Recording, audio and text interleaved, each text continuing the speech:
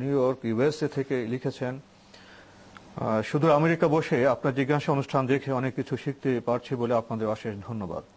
চারপাশের ঘটনাগুলো থেকে মনে অনেক প্রশ্ন জন্ম নেয়, তা থেকে আমি কিছু প্রশ্ন করছি। আমার প্রশ্নগুলির উত্তর যদি এক অনুষ্ঠানে দিতে না পারেন তবে অনুগ্রহ করে অবশ্যই দুইটি অনুষ্ঠানে দেবেন। প্রশ্ন করেছেন, আমার পরিচিত এক ছেলে প্রেম করে বিয়ে করেছে। বিয়ের আগে তার মা এই ঘটনা জানতে পেরে তার হাত ধরে এবং কোরআন ছুঁয়ে শপথ করিয়েছিল যেন এ বিয়ে না করে। সে সময় ছেলেটির উপর পরিবারের সবাই শারীরিক ও মানসিকভাবে খুব অত্যাচার চালাচ্ছিল। জীবন বাঁচানোর জন্য ছেলেটি বাধ্য হয়ে মার কথা মেনে নেয়, কিন্তু মার আগে প্রেমিকের কাছে শপথ করেছিল তাকে বিয়ে করবে বলে। মেয়েটি বিদেশে থাকতো বলে ছেলেটি তাকে বিয়ে করে বিদেশ চলে যায়। ইতিমধ্যে অনেকগুলো বছর পার হলেও পরিবারের কারো কাছে স্বীকার করে না যে তারা বিয়ে করেছে এবং স্ত্রীকে স্বামীর পরিবারের কাছে কারো সাথে পরিচয় করে দেয় না। এতে কি ধরনের গুনাহ হচ্ছে এবং কি করলে এই গুনাহ থেকে পরিত্রাণ পাওয়া যাবে? না, এটা তো আসলে আমরা এগুলো করে থাকি। এখানে আরেকটা তথ্য দিয়েছে যে বিয়ে শুধুমাত্র কাবিন রেজিস্ট্রি করে হয়েছে, কোনো কলেমা পড়ে বা কবুল পড়ে হয়নি, অথচ তারা একত্রে বসবাস করে, এতে কি কোনো গুনাহ হচ্ছে? না, যদি কাবিনে ওখানে হয় কলেমা পড়া মানে কি, বিয়েতে কোনো কলেমা পড়া নাই। এটা হলো কথা। এই যে কালেমা যেটা আমরা বলি যে কলেমা পড়ান, এটা হলো কথা বলান। কালেমা শব্দের অর্থ হচ্ছে কথা। তো এই কথাটা কি একজনে প্রস্তাব দেবে আরেকজনে গ্রহণ করবে এবং সাক্ষীদের সামনে এটি হবে এবং সেখানে মহারানা নির্ধারিত হবে।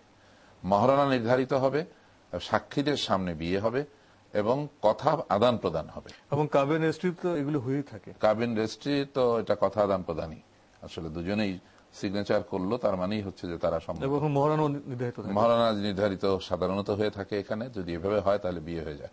কিন্তু এই যে ব্যাপারটা, এই যে গোপনে করা, এটি কিন্তু ইসলাম পছন্দ করে না। এর অপকারিতাও এই যে দেখুন, দেখতে পাচ্ছেন যে এখন অশান্তি অন্ত নেই। আগে যে ছেলেটাকে পিটালো, মারলো, সবাই মিলে অত্যাচার করলো, না, সেটা যারা করেছেন তারা ঠিক করেননি। তারা এই মানে কোন ছেলে তার পছন্দ অনুযায়ী বিয়ে করবে সে ব্যাপারে তাকে সহযোগিতা করা উচিত।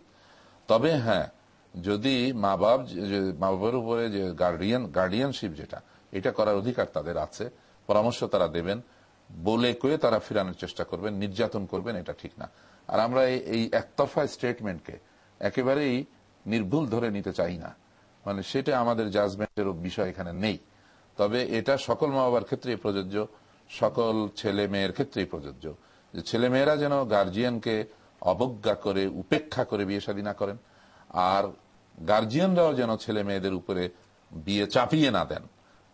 এটা এই দুটোই কিন্তু ইসলাম দেখে। আপনি আরো লিখেছেন, এক হতভাগী মা অনেক কষ্টে তার একমাত্র ছেলে সন্তানকে লেখাপড়া শিখিয়ে বড় করে এবং বিয়ে দেয়। অনেক আশা করেছিল যে ছেলে বউ তার ঘরে নিজের মেয়ের মতোই থাকবে। কিছুদিন পর বউটি তার আত্মীয় স্বজন ও বন্ধু বান্ধবদের কুযুক্তিতে ছেলেকে নিয়ে আলাদা হয়ে অনেক দূরে চলে যায়। বউয়ের শত অন্যায় অত্যাচারের কোনো জবাব দিতে পারে না ছেলেটি, কারণ ছেলে কিছু বললেই বউ ভয় দেখায় যে সে তার বাচ্চাদের নিয়ে বাবার বাড়ি চলে যাবে এবং 18 বছর বাচ্চাদের তাদের বাবার কাছে দেবে না, অথচ খরচ আদায় করে নেবে। এই অবস্থায় ছেলেটি যেমন নিজে কখনো বাবার আদর পায়নি, তেমনি তার বাচ্চাদের ভাগ্যেও যেন না ঘটে মনে করে বউ যা বলে তাই শোনে, কারণ সে তার বাচ্চাদের খুব ভালোবাসে। এদিকে ছেলেও নাতি নাতনিদের দেখতে না পেয়ে মাটি সর্বদা কাঁদে। এই অবস্থায় ওই ছেলেটির কোরআন সুন্নাহর আলোকে কি করা উচিত? ছেলেটি যা করছে তা কি ঠিক? ছেলেটি যা করছে সেটা আমাদের মতে ঠিক না।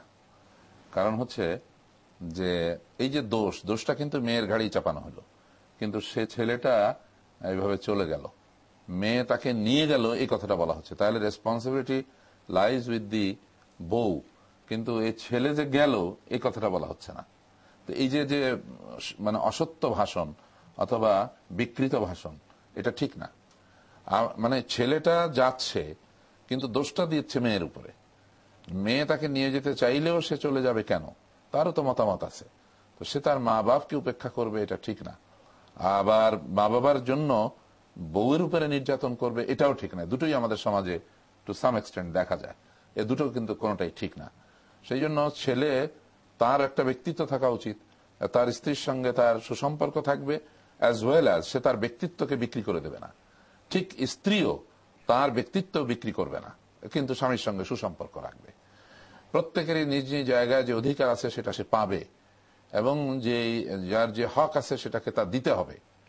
মানে আমরা এই ক্ষেত্রে দেখব যে মানে ছেলে এখানে আছে, রেসপন্সিবিলিটি আছে।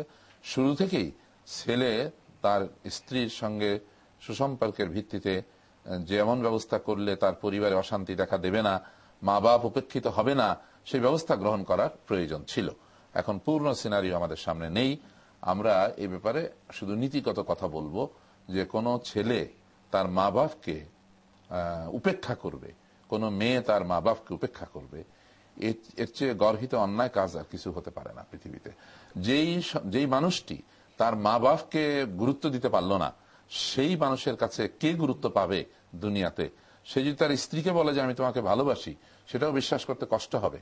কারণ সে যার মা বাবার হক নষ্ট করে, সে যে স্ত্রীকে কতদিন পর্যন্ত ভালোবাসবে সেটাও কিন্তু চিন্তার ব্যাপার আছে। কারণ যাদের সঙ্গে রক্তের সম্পর্ক তাদেরকে সে দেখলো না। আবার কোন স্ত্রীর হক নষ্ট করে দেবে শুধু এই জন্য যে মা বাপ এতে খুশি হবে, তাদের এই খুশি হওয়া, যদি মা বাপ এতে খুশি হয়, সেটি তাদের জন্য ঠিক না। তো আমরা বলবো যে প্রত্যেকেরই তার নিজ নিজ অধিকার রক্ষা করতে হবে। হ্যাঁ, এটা ঠিক যে স্বামী স্ত্রী তারা আলাদা থাকতে পারে, এবং শ্বশুর শাশুড়িরও উচিত যে তারা এটা সবসময় আশা করবে না যে আমাদের ভিতরেই থাকুক। তাদের যে প্রাইভেসি আছে তারা একটু খোলামেলা হতে পারে, সবসময় সংকুচিত থাকবে না। আমাদের কালচারে মা বাবার সামনে সন্তানরা সংকুচিত হয়ে থাকে, তাহলে তাদের যে এই যে এক্সচেঞ্জ করার যে ফ্রিডম, এটা থাকলো না তাদের। এটা মা বাবার খেয়াল করা উচিত। সেই জন্য তাদেরকে আলাদা করে দেওয়ার ব্যাপারে মা বাবার আপত্তি না থাকা উচিত। এবং সেটাও যেমন সত্য, তেমনি ছেলে এবং বউ তারাও তাদের অধিকার ভোগ করবে, অ্যাজ ওয়েল অ্যাজ তারা শ্বশুর শাশুড়ি বা বাপ মার যে হক আছে সেটিও তারা দেবে। এটা একটি চমৎকার ইনসাফের বিষয়। মানে দুই দিক থেকে ইনসাফ হতে হবে, জাস্টিস হতে হবে, সেটি হওয়া উচিত। আসলে শান্তি তো সুখ তো ইনসাফের অপেক্ষাই থাকে। সত্য সত্য। ইনি আরো লিখেছেন, এদের জন্য আমিও দোয়া করি, আপনারাও দোয়া করবেন। জি, ফি আমানিল্লাহ। প্রিয় দর্শক, এবার আমাদের হাতে একটি ইমেল, এটি পাঠিয়েছেন মনোরা বি রুহি।